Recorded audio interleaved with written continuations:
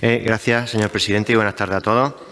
Es cierto que las limitaciones establecidas en años anteriores desde el Gobierno central en las convocatorias de empleo público, debido a la crisis económica y a la imperiosa necesidad de controlar el déficit de las administraciones, ha provocado el aumento de la inestabilidad laboral en las plantillas de docentes y de otros estamentos públicos.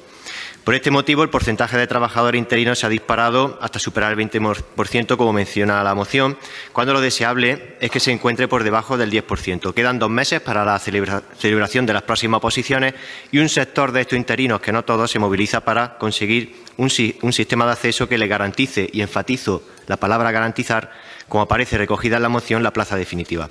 Haciendo memoria, hay que decir que no es la primera vez que la ratio de interinos en el sistema público de enseñanza de Andalucía supera con creces las ratios establecidas por Europa. En la década anterior, la Junta de Andalucía ya se destacó entre la autonomía española por el elevado número de interinos presentes en los centros escolares, sin que entonces existieran limitaciones actuales. Ya entonces nos encontramos ante reivindicaciones similares para estabilizar la plantilla. Que la Administración facilite el acceso a la función pública de los que ya están parece razonable, porque es cierto que muchos de estos interinos no han tenido la oportunidad de consolidar su plaza por las limitaciones del sistema y no tanto por su falta de capacidad para aprobar unas oposiciones. Pero también lo hay que son interinos, incluso habiendo suspendido las oposiciones o incluso sin haberse presentado a las oposiciones a través de la apertura extraordinaria de bolsas de empleo, como la de la especialidad de francés abierta en el curso anterior. Y hay que diferenciar entre facilitar la estabilidad y garantizar la estabilidad, porque hacer realidad esta reivindicación no debe hacernos alterar los principios elementales de todo acceso a la función pública, que no son otros que el de igualdad, mérito y capacidad consagrado en la Constitución española. Y me estoy refiriendo en concreto a la petición contenida en la moción de que las pruebas no sean eliminatorias, es decir, que incluso suspendiendo el examen en la fase de oposición se pueda acceder a la fase de concurso y, en base a la antigüedad y otros méritos como la formación, obtener una plaza de funcionario. Esta petición tiene todos los visos y precedentes legales de atentar contra los principios constitucionales mencionados, amén de suponer un agravio con respecto a otros sectores de empleados públicos y un contrasentido dentro del propio sistema educativo. Durante la crisis, la inestabilidad laboral no solo ha afectado a la docencia, también a la sanidad y a otros sectores de la Administración, como el Ayuntamiento, y en ninguno de estos sectores se ha escuchado una petición así.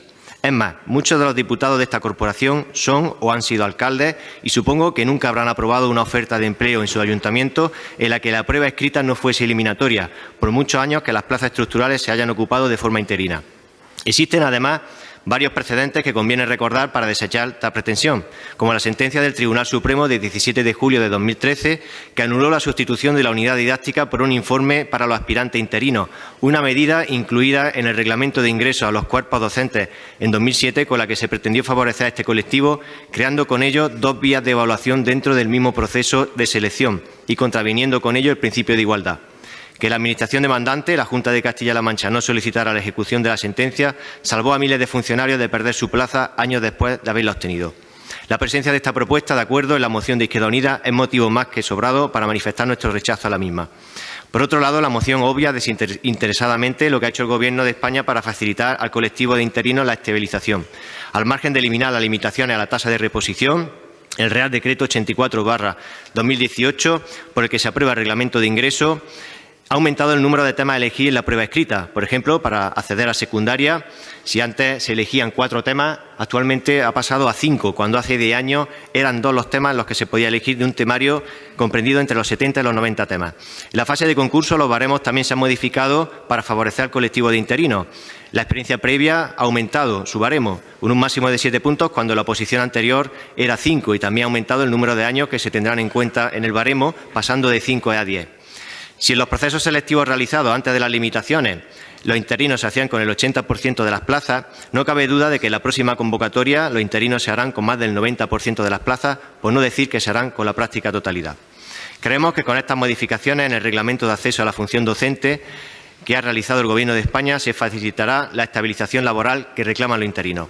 Lo que no se puede hacer es garantizar la estabilización como solicita Izquierda Unida, porque no se puede garantizar que en un proceso selectivo no exista persona con mayores derechos o méritos que el actual ocupante de un puesto. Además, no hay que olvidar que la selección de personal para su posible nombramiento como interino no es equiparable a los procesos selectivos para el acceso a la condición de funcionario de carrera, Por esta misma naturaleza no entendemos la petición de Izquierda Unida de garantizar para el colectivo interino las mismas condiciones sociolaborales que posee el colectivo funcionario. Las condiciones no pueden ser plenamente equiparables entre ambos colectivos, ya que los accesos son diferentes. No obstante, compartimos el espíritu de mejora de la situación de los interinos que se desprende de esta petición.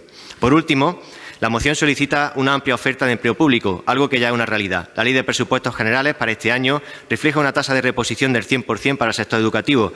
Además, permite a la autonomía disponer de una tasa adicional para la estabilización del empleo temporal que incluirá hasta el 90% de las plazas que, estando dotadas presupuestariamente, hayan estado ocupadas de forma temporal. Señora Aguilera, por favor, termine. Ininterrumpidamente, al menos en los 3 años anteriores a 2016.